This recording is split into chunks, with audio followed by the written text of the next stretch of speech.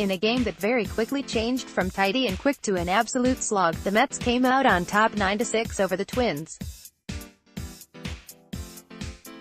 If you're a fan of good bullpens and strike-throwing relievers, this was not the game for you, as both the Mets and Twins bullpens struggled mightily. Noah Syndergaard's excellence for the first 7 innings provided enough of a cushion, however, and the potent Met offense continued to churn out runs. It was a pitcher's duel in the early going, and the Mets were on the short end of it. Syndergaard was dominant, but an infield single, a sacrifice bunt, and a bloop single just overarmed Rosario's glove gave the Twins a 1-0 lead in the third. Twins starting Jake Odorizzi, meanwhile, held the Mets hitless through the first 4.1 innings, allowing only one base runner, a 4-pitch walk to Rosario. Then it all fell apart. Jeff McNeil got things started with a 1-out single to break up the no-hitter. Back-to-back walks to Rosario and J.D. Davis followed, loading the bases.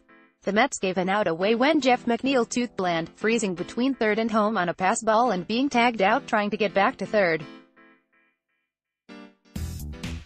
The Twins looked that gift horse in the mouth, however, and promptly forgot how to throw strikes.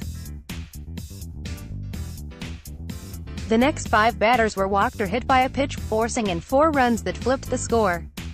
Wilson Ramos finally got a strike to hit and ground a 2-run single, breaking the game open.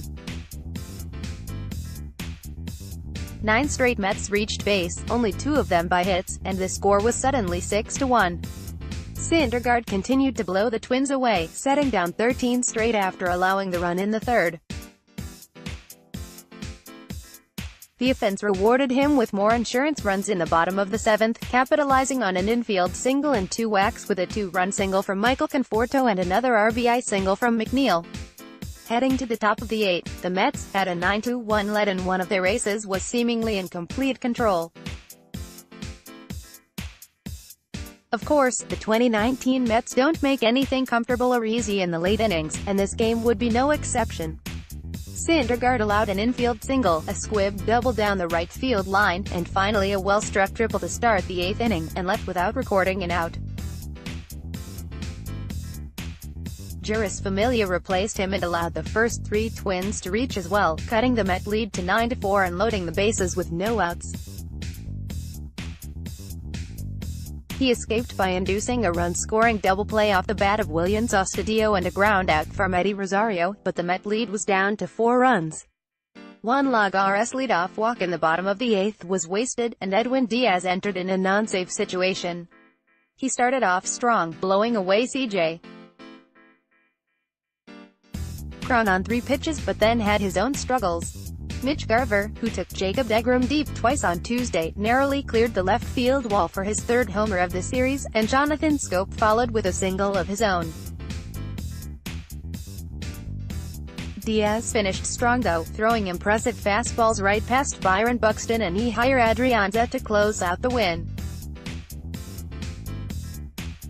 The victory improves the Mets' record to 7-4, and they'll finish their first homestand of the year 2-3. Tomorrow, they'll be a 10-game road trip to Atlanta, Philadelphia, and St. Louis, with Steven Matz squaring off against Kevin Gausman tomorrow evening. SB Nation Game Threads Amazin' Avenue Winky Town Box Scores ESPN MLB.com Win Probability Added What's WPA?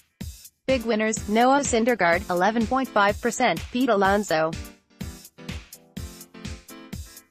10.9%, Brandon Nimmo, 10.3%, Big losers, Jeff McNeil, minus 14.1%, total pitcher WPA, 13.0%, total batter WPA, 37.0%, TEH 3-0 must play, Brandon Nimmo hit by a pitch with the bases loaded in the 5th, 16.2%, WPA, TEH sucks 0 rest play, Max Kepler bloops a single to center in the 3rd, minus 12.0% WPA.